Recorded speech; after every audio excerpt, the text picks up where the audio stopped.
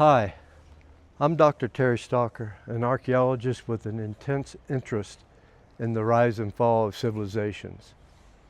And I'm beginning this series so that we might document the demise of the American civilization.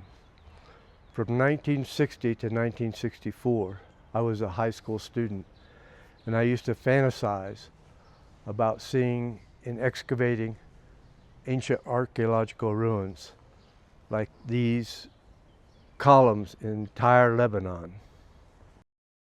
These Roman columns in present-day Tyre, Lebanon were constructed 64 years before Jesus. Before that, you Christians might remember the biblical passages when King Hiram of Lebanon sent cedarwood, carpenters, and stonecutters to help King David prepare for his son Solomon to build the great temple of Jerusalem. A political situation a bit different than today, huh? That was from about 980 to 947 BCE, and then in 587 BCE, the Babylonians destroyed Israel's first great temple. What I outlined just now spanned 1,000 years. Can you imagine 1,000 years from now? One thing is for certain, it will happen with or without human beings. And we'll get to that in a future episode. Right now, let's consider another time span from the columns you just saw until now is 2,000 years, making a total of 3,000 years. And in that time span, two dates are important.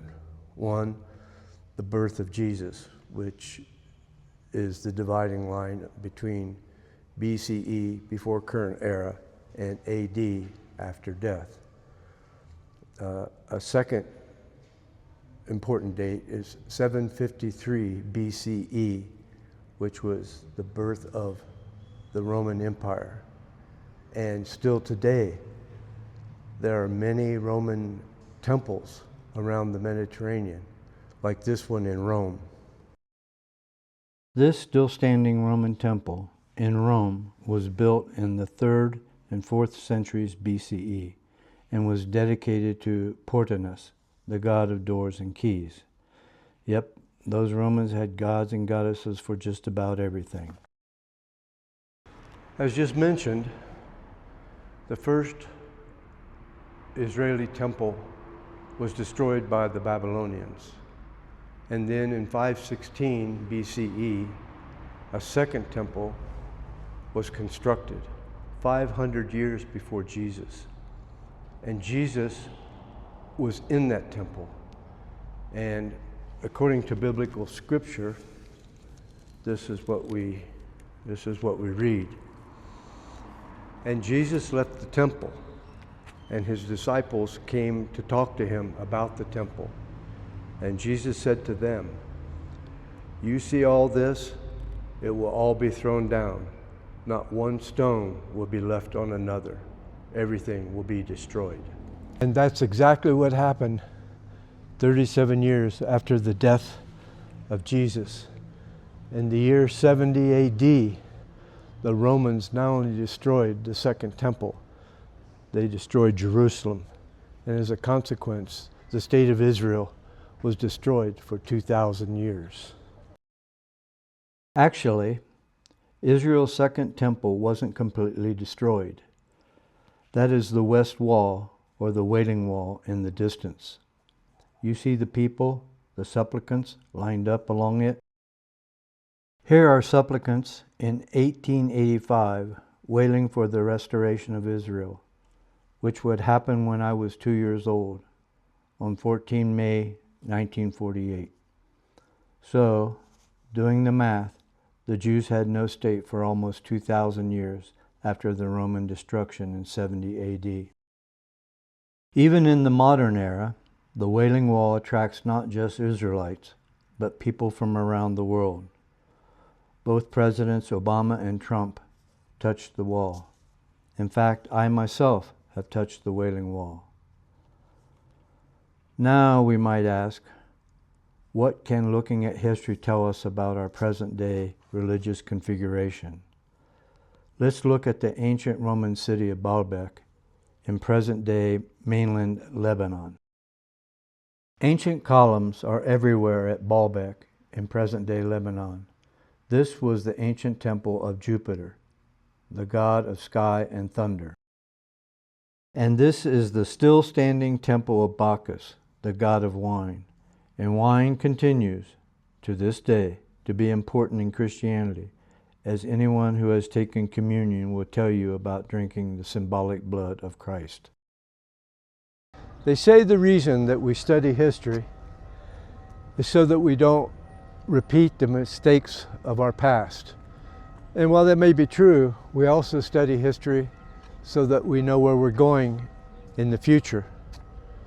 The face of America that I see today and what I saw when I was a youth are vastly, vastly different.